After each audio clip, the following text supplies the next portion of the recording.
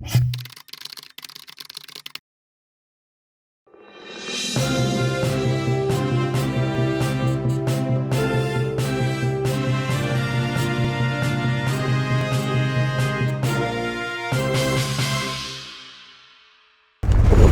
ಕೆರೆ ಹಿಡಿದು ಒಬ್ಬ ಹೀನ ಸಂಸ್ಕೃತಿ ಅನ್ಕೊಂಡು ನಾನು ಪ್ರಶಸ್ತಿನ ಆ ಕ್ಷಣದಲ್ಲಿ ಸಾವು ಬರಲಿ ಅಂತೀನಿ. ಸಿದ್ದರಾಮಯ್ಯನವ್ರ ಬಗ್ಗೆ ಏನಂತೀರಿ? ಯಾರೇ ನೀನು? ನಾವು ಮತ ಭಿಕ್ಷೆ ಕೊಟ್ಟಿದ್ದೀವಿ ಕಣಯ್ಯ. ನಾವು ಮತ ಭಿಕ್ಷೆ ಕೊಟ್ಟರು ನಾವು ಎಚ್ಚರಿಕೆ ಕೊಟ್ಟು ಹೇಳ್ತಾ ಇರ್ತೀವಿ. ನಾವು ಇದನ್ನು ಭೂಮಿಯವರು ಸಹಿಸೋದೇ ಇಲ್ಲ. ಎಚ್ಚರಿಕೆ ಕೊಟ್ಟು ಹೇಳ್ತೀವಿ. ಒಂದು ಸಲ ನಾವು ತಿರುಗಿ ಕಪಾಳಿ ಕುಡಿತೀವಿ. ಈ ನಾಡಿನ ದಲಿತ ಲೋಕದ ಮಹಾ ಸಾಹಿತಿ ದೇವನೂರ ಬಗ್ಗೆ ನಿಮ್ಮ ಅಭಿಪ್ರಾಯ?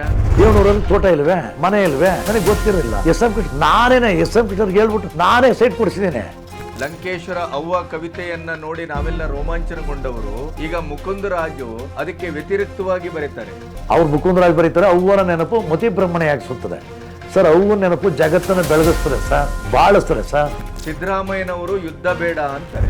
ಇಲ್ಲ, ಹಳೆ ಒಂದು ವರ್ಷದ ಆ ಸಿದ್ದರಾಮಯ್ಯರ ಸಾರಯ ಇಲ್ಲ ತೊಲಗ್ಬಿಡ. ಯಾವ ದೊಡ್ಡ ರೋಗ ಹೊಡ್ಕೊಳ್ಳೋದಂತ ಗೊತ್ತಿಲ್ಲ. ಯಾವ ವಿಷಯದಲ್ಲಿ ಏನು ಮಾತಾಡಬೇಕು, ಸೂಕ್ಷ್ಮತೆ, ಒಂದು ಪರಿಪಕ್ವತೆ, ಯಾರಿಗೆ ಒಂದು ನೋವಾಗುತ್ತೆ, ಸಂಕಟ ಆಗ್ತದೆ. ನಮ್ಮಲ್ಲೂ ಕರ್ನಾಟಕದಿಂದ ಸಾವನ್ನು ಒಪ್ಪಿದ್ದಾರೆ. ಅವಳು ಇನ್ನು ಕಣ್ಣೀರು ಹೊಡಿತಾ ಇದ್ದಾಳೆ. ನೀವು ಏನೇನು ಯಾವಿದು ಅಂತ ನನಗೆ.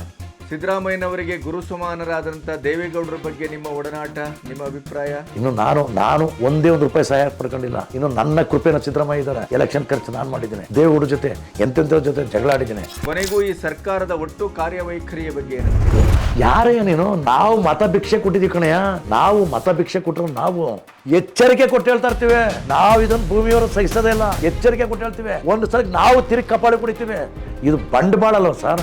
ಬಂಡ ಸರ್ಕಾರ ಅಲ್ವ ಸರ್? ನರಸತ್ತ ಸರ್ಕಾರ ಅಲ್ವಾ ಇದು? ಈಗಲಾರು ಪಶ್ಚಾತ್ತಾಪ ಪಡಿ. ಬೇಕಾದ್ರೆ 0 ಇಂದ ಶುರು ಮಾಡ್ತೀನಿ. ನೀವು ಪಶ್ಚಾತ್ತಾಪ ಪಟ್ಟು ನಾನು ತಪ್ಪು ಮಾಡಿದ್ದೇನೆ. ನಮ್ಮ ಮತ್ತೆ ಇನ್ ಜೊತೆ ಕೈ ಜೋಡಿಸ್ತೀನಿ ಸರ್. ರಮೇಶ್ ಅವರೇ, ನಿಮ್ಮ ದೃಷ್ಟಿಯಲ್ಲಿ ರಾಜಕಾರಣ ಅಂದರೆ ಏನು?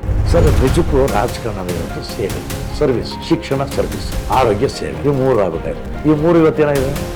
ಶೇವಾಗಿದೆ.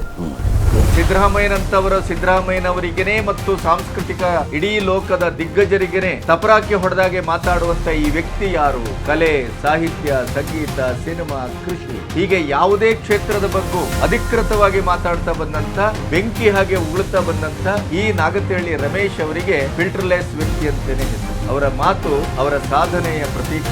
ಅಂತ ಒಂದು ವ್ಯಕ್ತಿ ಅಂತ ನಿಷ್ಠುರವಾದ ಸಂದರ್ಶನ ನಿಮ್ಮೆದುರಿಗಿದೆ. ನಿರೀಕ್ಷಿಸ್ತಾರಲ್ವಾ? ಕಾಯ್ತಿರಲ್ವಾ?